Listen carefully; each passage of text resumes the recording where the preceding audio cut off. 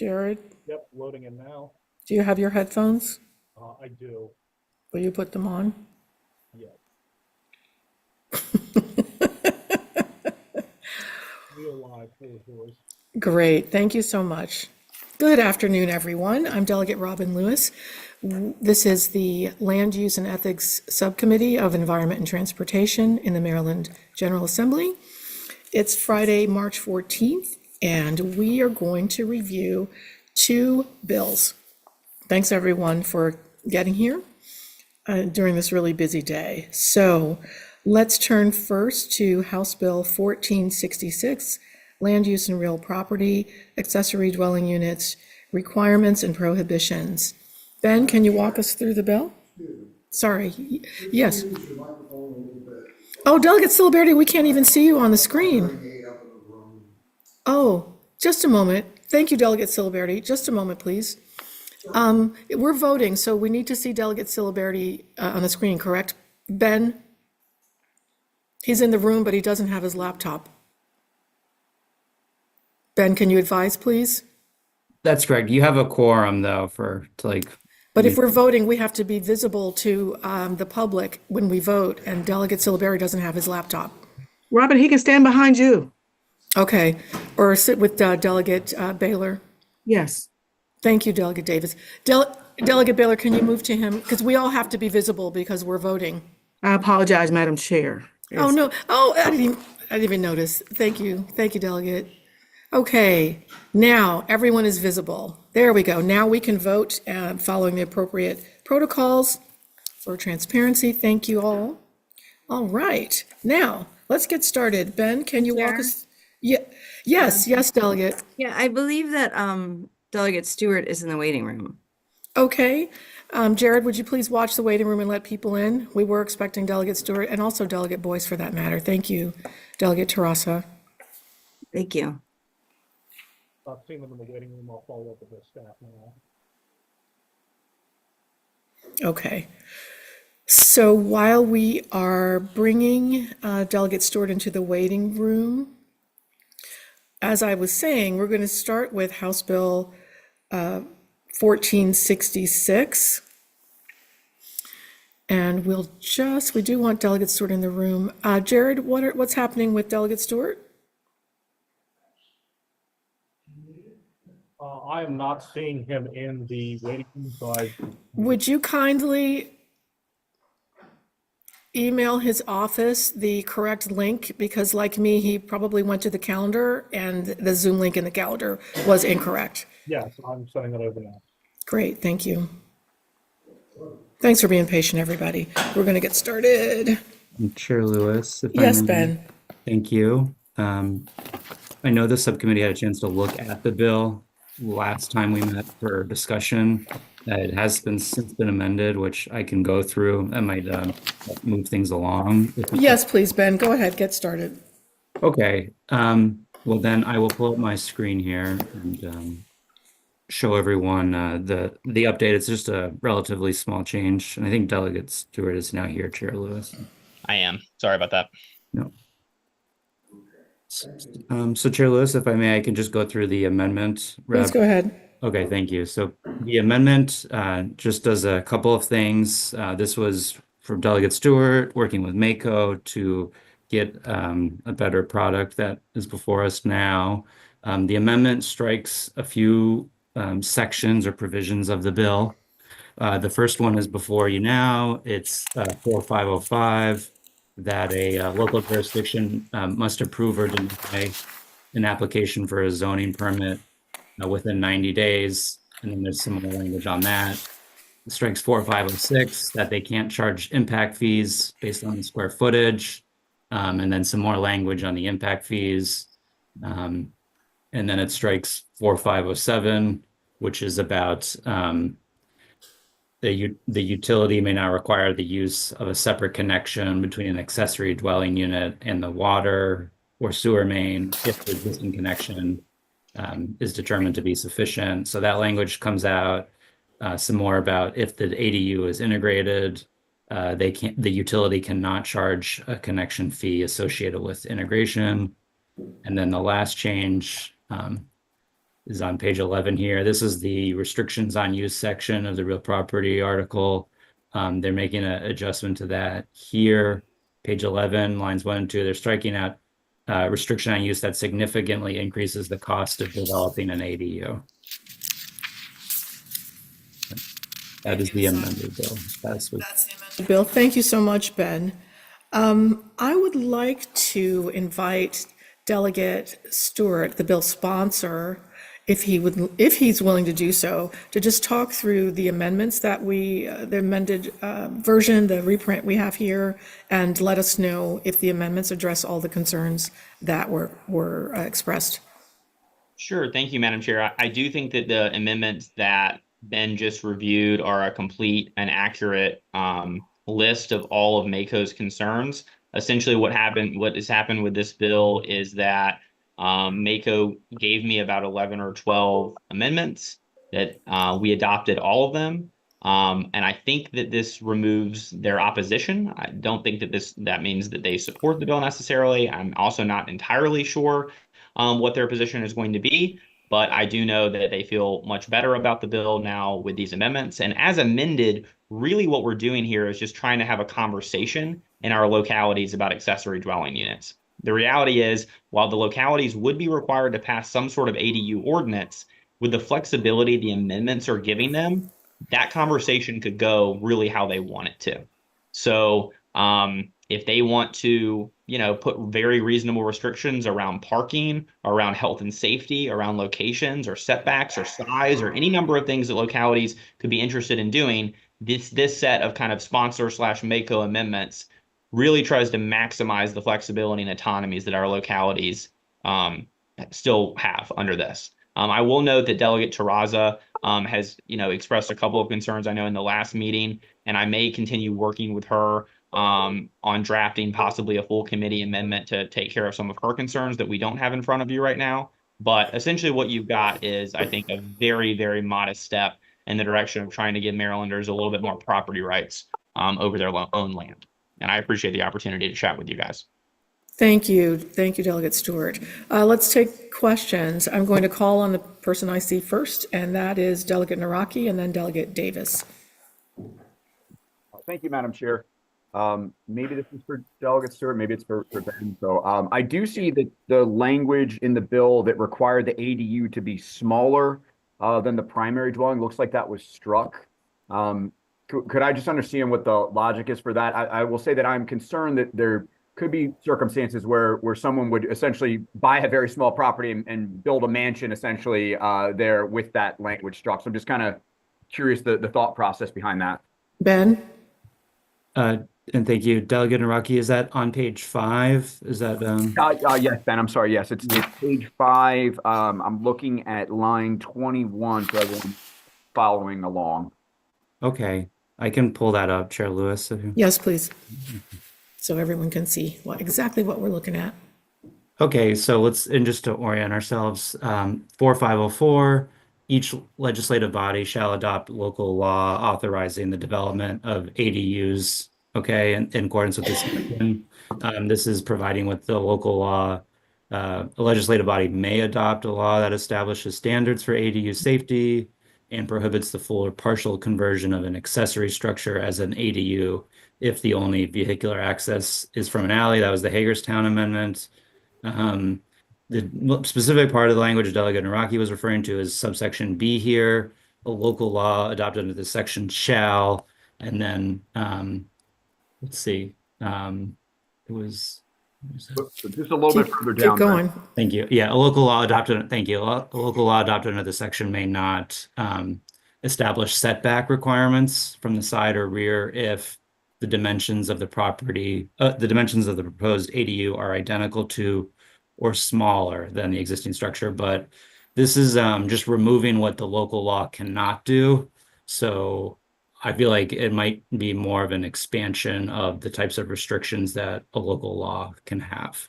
Okay, thank you. It goes in the opposite direction, Delegate Naraki. And also, if you go up a little bit about what the definition of an ADU is, it also makes it clear that it has to be subordinate in size. Okay, thank you, Delegate, for that.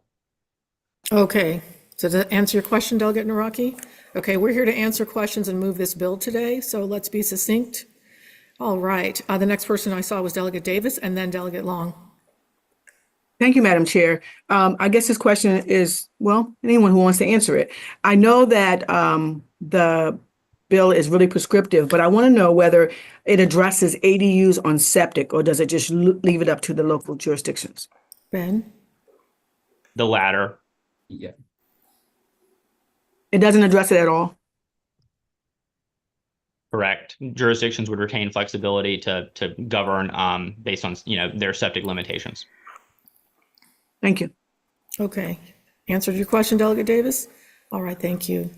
Next, I saw Delegate Long. Thank you, Madam Chair. Briefly, I just want to make sure I get clarity about the size of the ADU compared to the actual size of the existing structure. I'm not sure if I'm getting that clearly. I may just be missing it. So if you could just explain that one more time, whoever is best. Yeah, Ben or Chair Stewart? I can give it a shot, Ben. Basically, Ben highlighted this language here in line 22 that makes it clear that the ADU has to be subordinate in size. So that basically means it does have to be smaller. That's the only language that we have here. If you look statewide or nationwide, you'll see sometimes jurisdictions want to say that it has to be 50% of the size or 75% of the size or 90% of the size or 25% of the size. It's certainly not my intent as a sponsor to allow essentially just like two of these to plop up next to each other, the same size. I know that Delegate Terrassa has expressed this concern. She or I may offer an amendment in full committee specifying a more precise number, because I know this has been a concern. But as of right now, all we say is that it needs to be smaller, subordinate. Perfect. Thank you for the clarity. Appreciate it. You happy with that, Delegate Long? I am. I'll move the amendments. Great. Second. Great. The movements have been properly moved and seconded. All those in favor say aye. Aye. Aye. Any opposed to the amendments? Okay, any discussion? All right. I'd entertain a motion to move the bill. as Move the amended. bill as amended. Second. Great. The amended bill has been properly moved and seconded. All those in favor say aye. Aye. Any opposition? All right. Great. House Bill 466, as amended, it has passed. We will move on to our second bill on our agenda today, and that is House Bill 12. Ben, help me out. 1434. 14th to 14. It's Delegate Ampre's Food Desert Bill 1434. Yeah, 1434. Yes, thank you so much, Ben. Okay. Ben, would you kindly walk us through House Bill 1434? It's been, an amendment's been submitted to the amendments office. What we have is just, the rough language of that amendment. But if you would be so kind and walk us through what we've got now. Sure, I can, yeah, one moment, please. My understanding is we're going, so yes, so I'll pull up 1434 and then we can take a look at it just as it is currently. This, again, I think we looked at this a little bit last meeting. This is Delegate Ampre's work group to on food deserts. Specifically, it's looking at a number of things, analyzing food deserts in the state and making recommendations. Chair Lewis, as you provided in your attachment to the subcommittee, you're working on an approach that takes where what's going to happen is take some of this language, put it into the Food Resiliency Council so that the Resiliency Council is conducting an assessment of strategies to attain and attract grocery stores. So kind of like taking maybe an important part of this bill and then repurposing it with the Food Resiliency Council. Yeah. Okay, thank you, Ben. And I think it might also be helpful for me to contextualize the changes that are being proposed to House Bill 1434. So what we understood the intent of Delegate Ampre's bill and the necessity for tackling the issues that he flagged in his proposal. We also recognized that there was a lot of overlap between this bill, House Bill 1434, and House Bill 9, which is the Food Resiliency Council bill sponsored by Delegate Charkoudian. A lot of overlap. And as you all know, you're all experienced legislators, you all know that, I'm sorry. Okay, mic's off, please. We all know that we don't pass legislation that's duplicative. So we looked again at, and meanwhile, House Bill 9, the Food Resiliency Council bill, has already passed the House and is now in the Senate. So the time for amending House Bill 9 to either incorporate or better distinguish it from House Bill 1434, that time has passed. So now we have before us House Bill 1434, which is duplicative of House Bill 9, now in the Senate. What's the best approach? So what we tried to do, working with Vice Chair Boyce and Council, we looked for the most unique, the most meaningful intent in Delegate Amprey's bill that did not overlap with House Bill 9. And that provision, that unique provision, was with regard to grocery stores. So essentially, the amendment strikes the bill. The amendment is the bill. And what this amended bill will do is require the Food Resiliency Council, which will be established, to conduct an assessment about how to attract and retain grocery stores in those food desert areas, which we're now defining as healthy food shortage areas. And that's literally all this bill does. It commands the Food Resiliency Council to make an assessment on how to attract and retain grocery stores, what incentives exist for financing grocery stores in the state and other states, and then prepare a report of recommendations.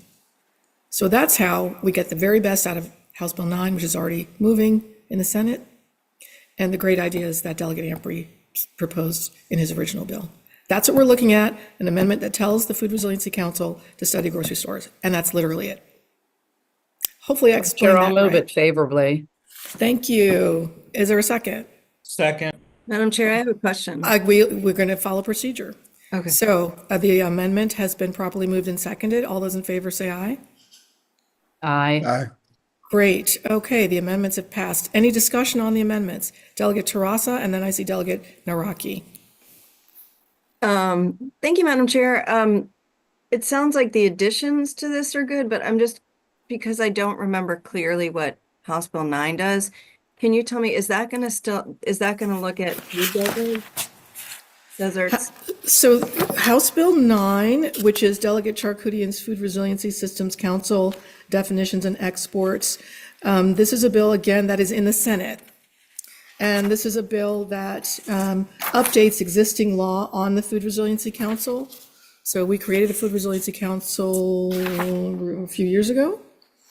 And the changes to House Bill 9 are really technical and not really the subject of this meeting.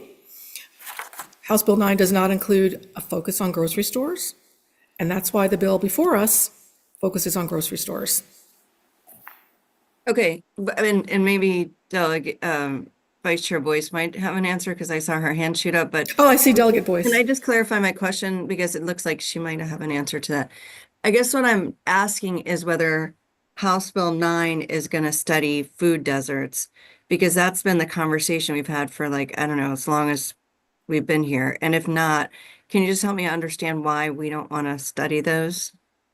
Or why Delegate Boyce, would you like to take that? You can come off your mic. Thank you. so Vice much. Chair Boyce. Thank you. No problem. Thank you so much. And thanks, Delegate Tarasa. So I'm going to start, unfortunately, with a little bit of history. The same bill was here last year to resurrect a commission, a work group from 2014 that has not existed and that the department was not interested in bringing to the forefront because a lot of what the work group required already somewhat exists. I have met daily, monthly in the interim with Senator Sailing on trying to do something.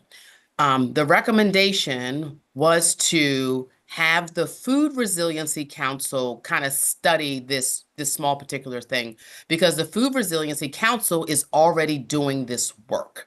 They already exist. They already doing the work. So then this bill came, and what we did is, because I want to honor my commitment to the senator and to Delegate Ampry, who continue to look at it, is figure out where are the gaps between what the Food Resiliency Council is doing and what they're potentially not doing as it relates to their desire. Their desire is essentially say how we know where the food insecurity areas are. We know where the quote unquote deserts are, and there is a renaming of food deserts.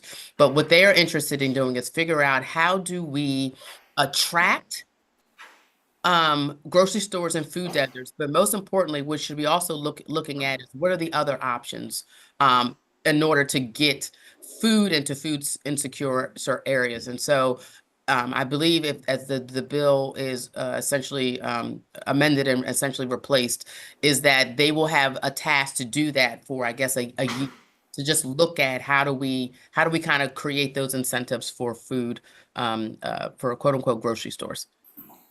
Thank you, Madam Vice Chair. And I'd like to That underscore helps something you process. said. That Yes, was really I'm sorry, important. Madam Chair. Oh, no, thank you. No apologies. It's actually helpful to us to have you here. But I just want to underscore something you said that was very important, and that's the change in terminology. We are moving away from the term food desert. That term does not appear in this amended bill before us. It also does not appear in House Bill 9. The term we are now using is healthy food shortage area. Food deserts, a word of the past. That is so 2024. Okay?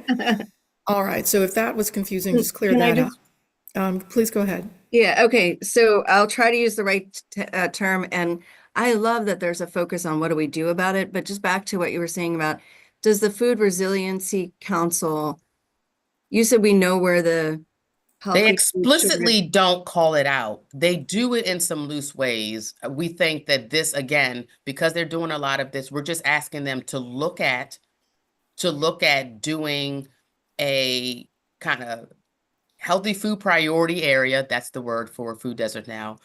Looking at how we attract, what do we need to do to attract and potentially place to the degree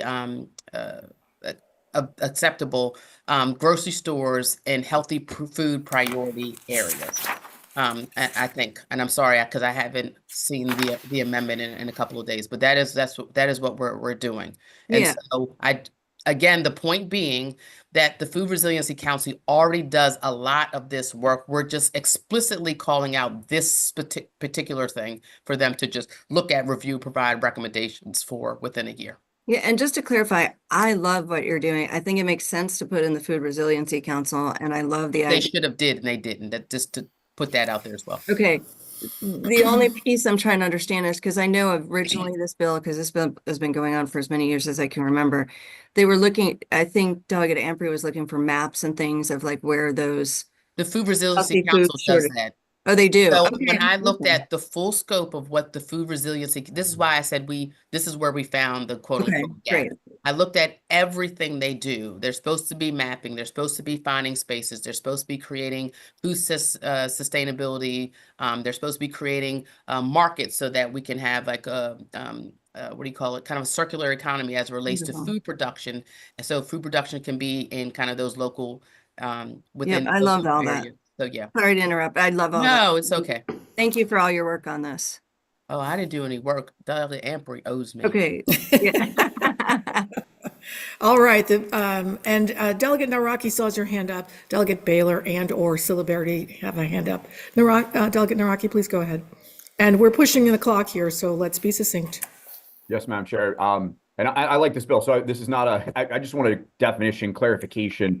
Is a healthy food shortage area somehow different than a food desert? Healthy food priority. Priority. I misspoke. Please I'm sorry, follow I'm just looking the at what I Vice saw Chair. in the amendment language here. So healthy food priority area. I'm sorry. Is that somehow different than a food desert? And Madam Vice Chair or Madam Chair, and if so, is that defined somewhere? Is that an HB 9? I'm just trying to Yeah. wrap up what that is. It's an HB 9. Madam Chair, can I help you with that? Just Yes, so please. you can move your committee along. Yes, So yeah, ma'am. so the Delegate Charkoudian just had a bill, HB 9, that was in NRAG that redefined two terms: wasted food waste to wasted food, and food deserts to healthy food priority areas.